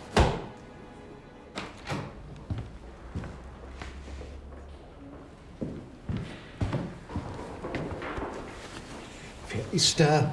Wer sind Sie? Ich bin's, Major Pabst. Ich denke, Sie sind aus dem Militärdienst entlassen. Ja, das war ich auch, bis heute. Aha. Und dann also gleich befördert? Sagen Sie bloß, Sie gehören auch zu jener Bande, die sich über jegliches Recht erhebt. Seit dem November 1918 kann man ja wohl von Recht in diesem Hause nicht mehr sprechen. Kanzler Kapp lässt ein letztes Mal fragen, ob Sie bereit sind, mit uns zu kooperieren. Meine Antwort ist nein. Sie sollten an Ihre Frau und an Ihre Tochter denken. Das müssen Sie mir nicht sagen. Wenn Sie die Frechheit haben sollten, sie zu besuchen, richten Sie meiner Tochter Eva aus, sie soll unbesorgt sein. Die Demokratie wird nur über meine Leiche abgeschafft werden. Das kannst du haben. Saujude. Was sagten Sie? Stuttgart, Stuttgart. Der Zug endet hier.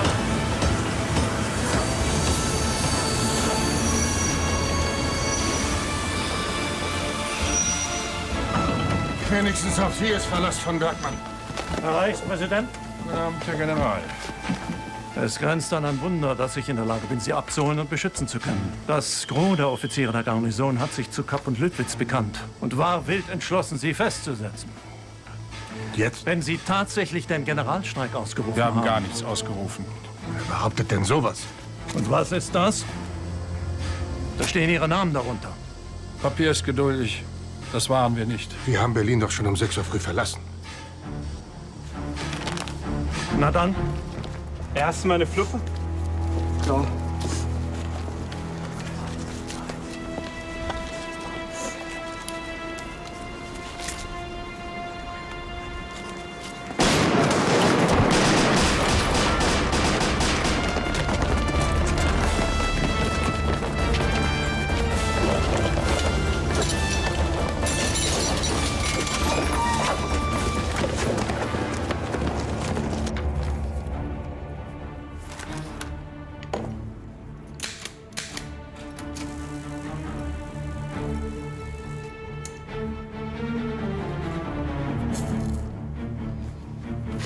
Gab es Tote?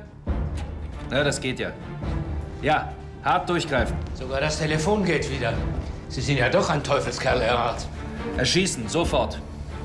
Im Ruhrgebiet wird geschossen. Aber unsere Freikorps haben alles im Griff, will ich hoffen. Das Freikorps Lichtschlag wurde leider von den roten Verbrechern entwaffnet. Und warum nennt es der Volksmund dann Freikorps Totschlag? Also Ihren Humor möchte ich haben. Oder sind Sie wirklich so blöde?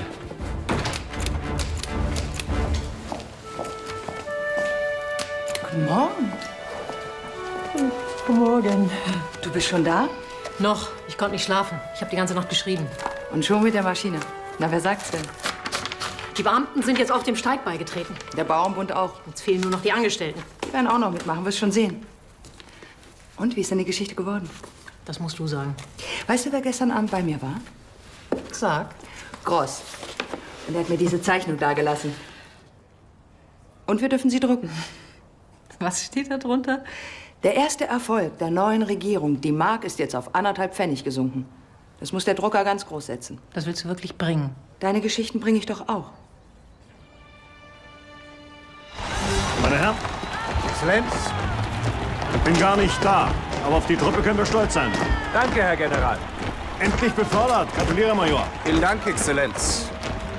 Mit dem Tode zu bestrafen sind Brandstiftung, Explosion und Beschädigung von Bahnanlagen. Es werden außerordentliche Kriegs- und Standgerichte gebildet. Den Vorsitz führt jeweils ein Offizier. Das Urteil unterliegt keinem Rechtsbehelf, kann nur auf Todesstrafe lauten und wird durch Erschießen vollstreckt. Haben Sie das, Pflugato? Sehen Sie, Papst, sowas hätten Ihre Sozis nie mitgemacht. Da habe ich andere Erfahrungen.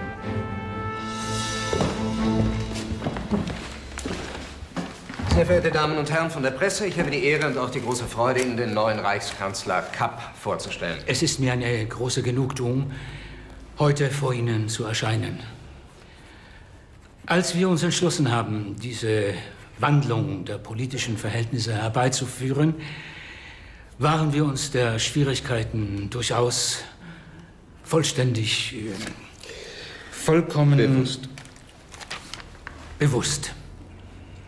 Bestand die bisherige Regierung weiter, wäre Deutschland dem Abgrund entgegengeeilt. Stellen Sie nun bitte Ihre Fragen. Behnke, Preußische Kreuzzeitung. Steht die gesamte Reichswehr auf Ihrer Seite? Unzählige Garnisonen haben sich uns angeschlossen. Wie viele? Unzählige. Einige sind noch schwankend. Aber in Ostpreußen haben sich nicht nur die befehlshabenden Generäle, sondern auch Oberpräsident Winnig von der SPD angeschlossen. Und wo steht General Merker? Die Nachrichten hierzu widersprechen sich. Und wie begegnen Sie dem Generalstreik? Unsere technische Nothilfe hat alles fest im Griff. Die Kraftwerke arbeiten. Und die Eisenbahner? Ich habe Sie aufgefordert, geht an die Arbeit.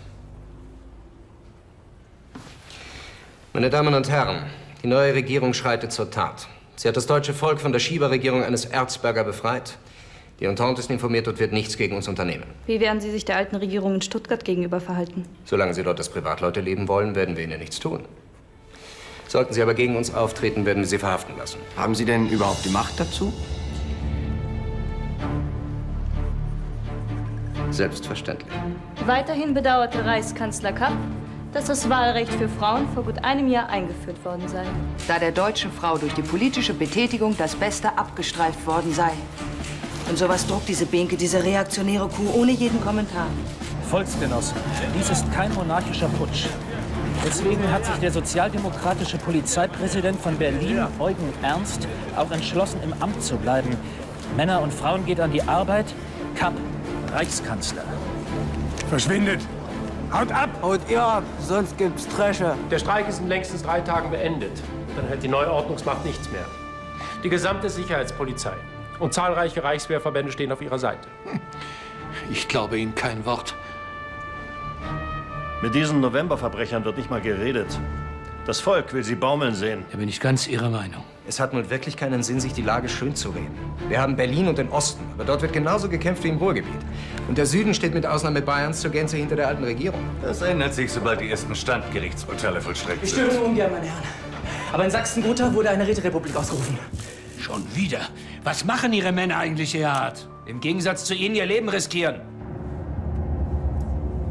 Das Wichtigste ist die Nationalversammlung. Ja. Und die sollten wir in Berlin abhalten. Du hast sie ja wohl nicht alle. Jetzt hör doch auf. Was hat denn dieser Kapp schon?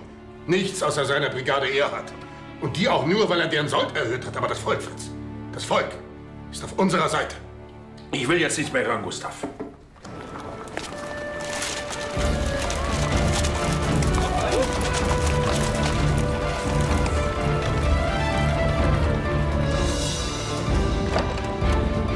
Soeben kommt eine Meldung herein, dass die Streikenden im Ruhrgebiet über 60.000 Mann ihrer Roten Armee unter Waffen haben. Wer wollte denn unbedingt viel zu früh putschen? Einerlei. Ab sofort steht Streik unter Todesstrafe. Geben Sie einen entsprechenden Befehl heraus, Papst. Worauf warten Sie noch, Pflughartung?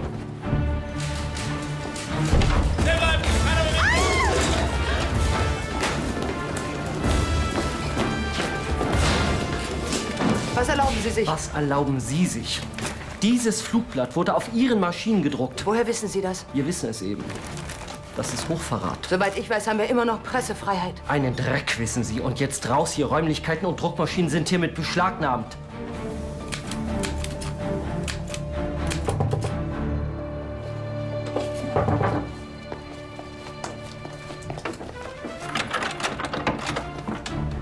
Wir haben alles beschlagnahmt. Dürfen die sich jetzt alles erlauben? Die wissen, dass wir das Flugblatt gedruckt haben. Woher denn? Keine Ahnung. Ich habe Angst, Hanna. Die schrecken vor nichts mehr zurück. Kann ich bei dir wohnen? In diesem Loch? Ich habe schon schlimmer gewohnt.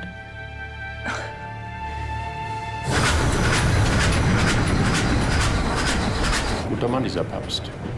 Mitten im Generalstreik einen Sonderzug für uns zu organisieren. Ich bitte Sie. Eine Lok und ein Waggon 3. Klasse. Aber ansonsten arbeite ich gerne mit ihm zusammen. Ebert und Kapp müssen sich einigen, Herr Staatskommissar. Kapp sich aber auch mit mir, weil Sie jetzt schon Taubenzüchter und Briefmarkensammler standrechtlich erschießen wollen. So hatten wir nicht gewettet. Heißt das, dass Sie die Bewegung nicht mehr... Sie sind sich doch auch noch nicht ganz sicher, ob Sie auf der richtigen Seite stehen. Als Offizier darf mich Politik nicht interessieren.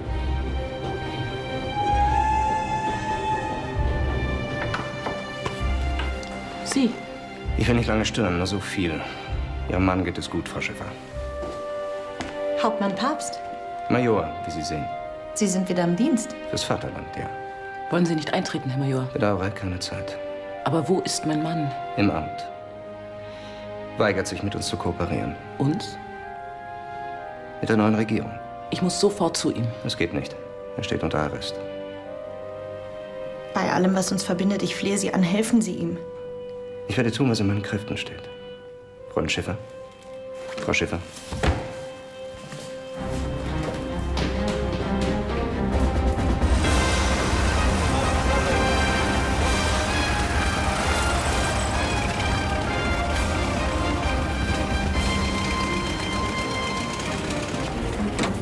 Ich darf bitten, Herr Reichsbankdirektor. Als Direktor der Reichsbank fühle ich mich einzig der Verfassung verpflichtet. Das heißt, dass Sie mir den Gehorsam verweigern? Ja. Von mir keinen Pfennig für Ihr Unternehmen. Damit zwingen Sie uns, die Tresore gewaltsam zu öffnen, Herr Havenstein. Wenn Sie auch in diesem Zusammenhang scheitern möchten? Wir müssen die Tresore sprengen. Ich bin Soldat, kein Bankräuber, Papst. Aber die Löhnung der Truppe erhöhen. Woher wollen Sie das Geld denn nehmen? Wir sind pleite. Kapiert? Ich schlage daher vor, eine Militärdiktatur Noske zu errichten. Kapp hat gerade gekabelt. Er ist bereit, uns einige Ministerposten anzubieten. Sehr nett von Ihnen. Ich fordere die totale Kapitulation. Sagen Sie ihm das, General Merker. Über folgende Punkte ist mit dem Kabinett nicht zu verhandeln. Wahl des Reichspräsidenten durch das Volk, abgelehnt. Amnestie für Delikte nach dem 9. November, abgelehnt. Brücke für die fahnenflüchtigen Teile der Reichswehr, abgelehnt. Unterstellung der Truppen unter General von Seeckt? Abtransport der Marinebrigaden? Das nennen die Verhandeln? Jede Unterstützung der Hochverräter Kapp und Lüttwitz und neuer Minister und Offiziere gilt als Beihilfe zum Hochverrat und muss streng geahndet werden. Fritz! Fritz! Fritz! Fritz! Mich hat Berlin gerade aufgeläutet. KPD und USPD haben Lüttwitz ein Ultimatum gestellt. Und Legin macht da mit. Bei Nichtannahme wird Berlin heute Nacht angegriffen und dann jagen die uns zum Teufel.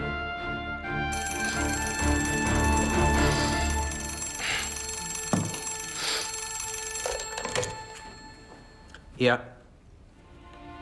Ach, Sie sind's, Herr Staatskommissar. Endlich erreiche ich Sie, Papst. Wie ist die Lage? Beschissen, danke. Lüttwitz tobt über die Kapitulationsbedingungen. Und Kapp?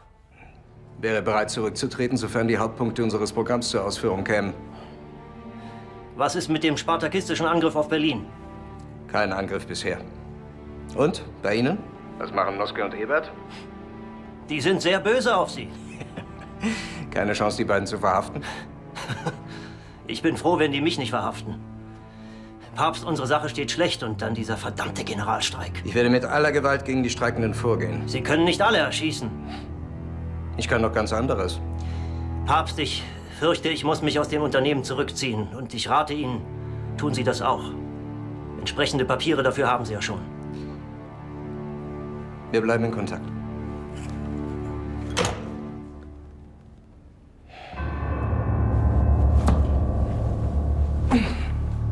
Also dann. Auf die Diktatur Lüttwitz, meine Herren.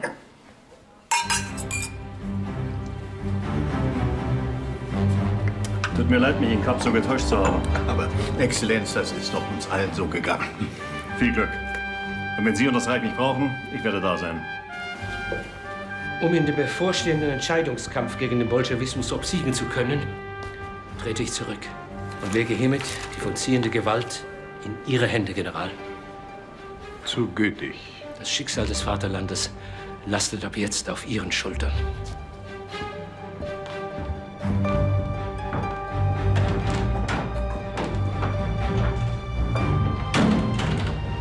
Es gibt nichts zu verhandeln. Ich fordere bedingungslose Übergabe.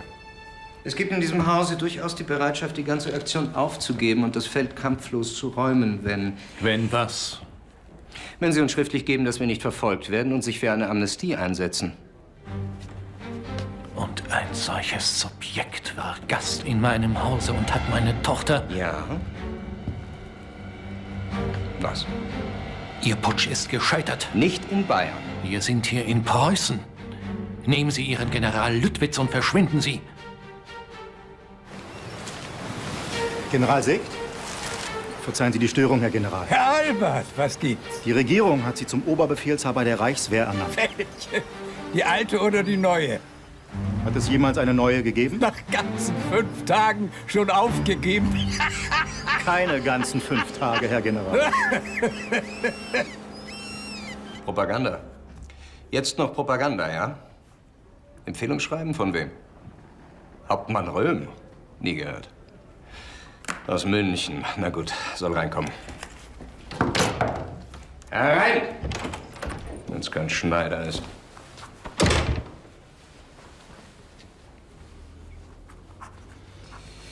So, extra aus München hergeflogen, ja? Wie war noch mal der Name? Hitler. Adolf Hitler. Und Sie wollen also Propagandaleiter bei uns werden, richtig? Jawohl. Wie stellen Sie sich das vor?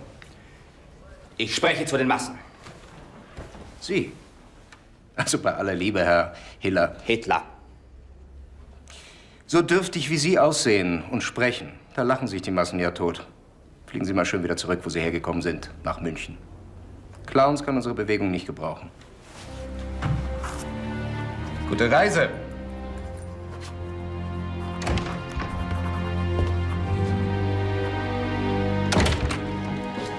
Gott mit Ihnen, Herr Finanzminister. Der bin ich nicht mehr. Na, für mich und meine Brüder schon. Und zwar der beste, den wir je hatten.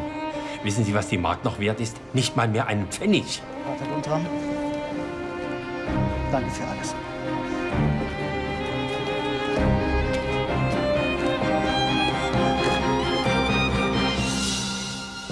Gabi, schau, wer da ist. Vati, Vati. Ja, Gabi, Schatz. Ich bin wieder da. Wie oft hat Noske gesagt, wer dem Staat die Hand an die Gurgel legt, dem breche ich sämtliche Knochen. Und? Was hat er getan? Vertrauen zu den Offizieren gepredigt, wie sie ihn selbst zum Teufel gejagt haben. Er, Bauer, Ebert, alle haben durch ihr Nichtstun Kapp und Lüttwitz in den Sattel geholfen.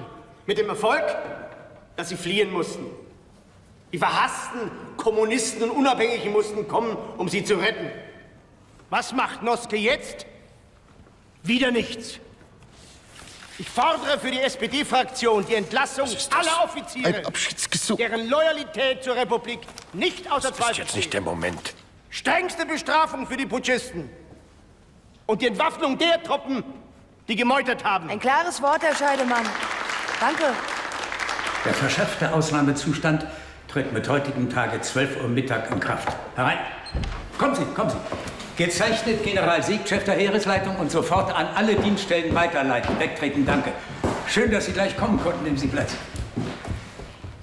Zur Sache. Ihnen ist sicher klar, dass nach dem Abgang von Kapp und Lüttwitz die Gefahr von links in keiner Weise gebannt ist. Im Gegenteil. Die Aufständischen im Ruhrgebiet haben ganze Städte erobert. Und wann es in Berlin losgeht, ist nur eine Frage von Stunden. Es wird ein Kampf um Sein oder Nichtsein. Spüren Sie da keinen Kitzel in der Säbelscheide, Erhard? Spüre ich. Sie wollen also diese Aufgabe für Berlin übernehmen? Das wäre mir eine Ehre. Dann ist es mir eine Freude, Ihnen und Ihrer Brigade den Sold zu erhöhen.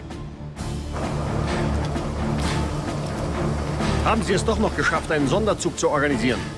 Habe ich. Ja, wenn ich ziele, dann. Guter Mann. Danke, wir müssen. General Lüttwitz? Hat ein Auto genommen, aus Sicherheitsgründen.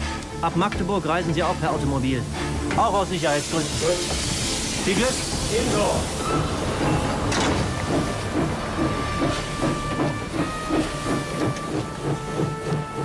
Na, meine Herren, kommen in Berlin. Waren Sie mit im Zug? Nein, ich bin schon gestern Nacht angereist.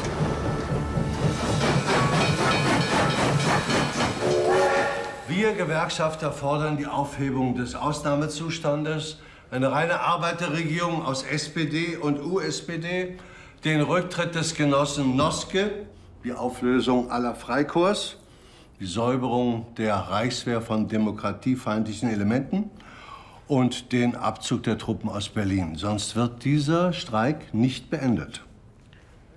Das ist unannehmbar. Nie und nimmer wird sich die KPD an einer solchen Arbeiterregierung beteiligen. Aber wenn die Genossen von der USPD nicht anders können, bitte. Genosse Crispin, das ist ein einmaliges Angebot, die Spaltung der Arbeiterklasse zu überwinden.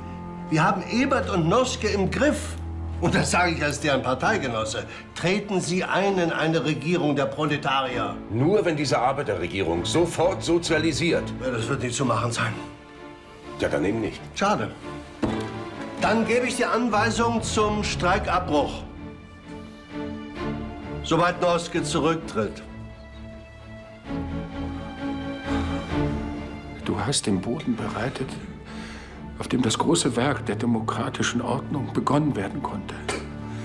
Das ist dein Verdienst, deine Tat, die in der Geschichte unseres Vaterlandes nie vergessen werden wird.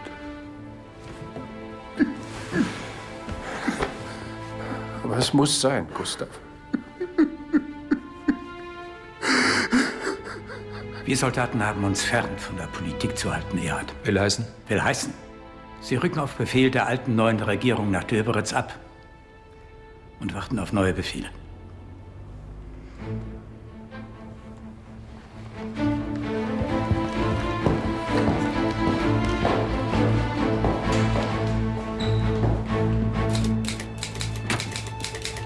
Marie, die Brigade rückt ab.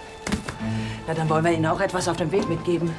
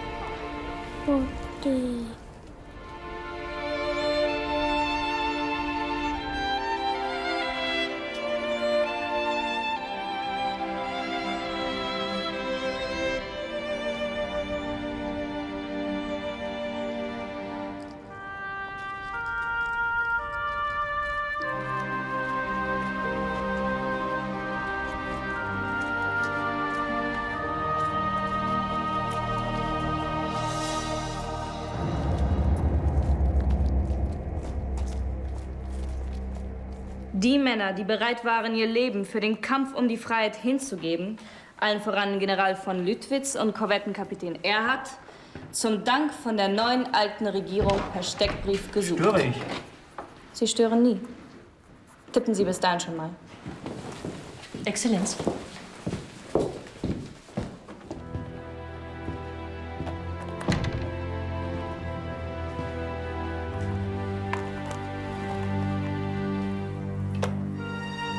Der wird sich wohlfühlen zwischen ihren... Möpschen.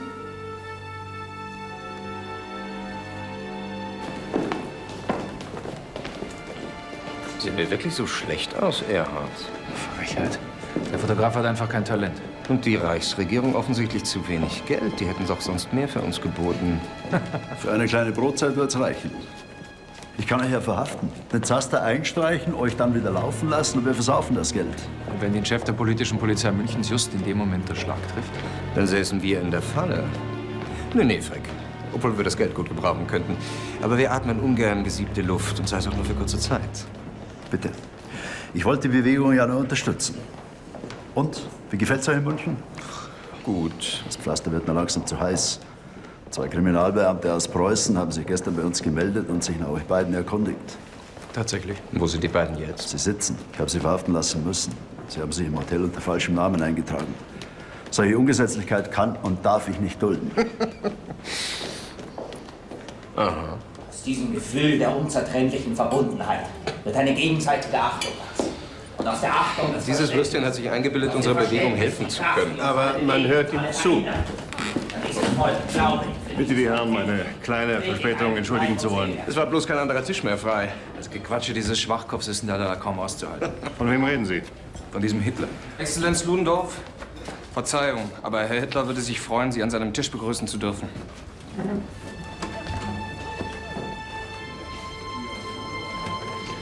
Ich komme später noch zu Ihnen. Das ist nicht Ihr Ernst. Reden schadet nie. Dieser Mann bewegt Massen. Und wie weit sind Sie? Meine Organisation Konsul hat mit der Arbeit begonnen. Herzberger steht als Erster auf der Liste. Reden Sie doch glatt mit diesem Vollidioten. Sollen Sie doch. In ein paar Monaten spricht doch kein Mensch mehr von dem. War das nicht Graf Kessler? Wo kommen Sie denn her, Harry? Aus Cannes. Und bin auf dem Weg nach Berlin. Das nenne ich eine tolle Überraschung. Was machen die zwei denn in München? Ich denke, die sucht man im ganzen Reich. Und das wundert Sie?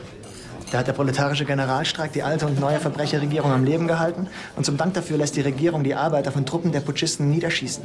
Im Ruhrgebiet hat die Reichswehr im Verein mit alten Freikorpsbanden alles, was ihnen vor die Flinte kam, massakrieren lassen. Sogar Krankenschwestern wurden umgebracht, die verletzten Arbeitern geholfen haben. An das, was da auf uns zukommt, möchte ich heute lieber nicht denken. Und mag man in München Ihre Bilder? Behaupten die Leute hier zumindest. Graf Kessler, haben Sie es tatsächlich geschafft, doch noch zu kommen. Und so kann ich Ihnen persönlich sagen, dass ich Ihnen niemals verzeihen werde, dieses Genie in meine Arme getrieben zu haben. Viel wichtiger ist, dass Sie seine Werke verkaufen. 2 sind schon weg.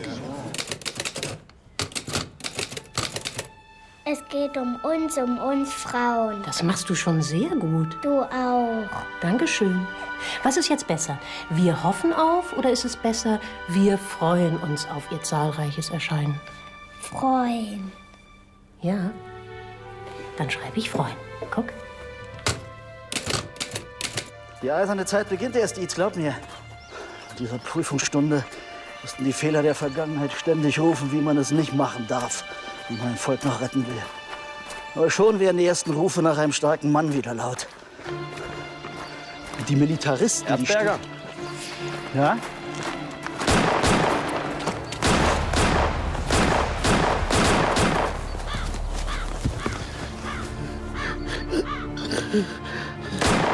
Matthias! Los ab.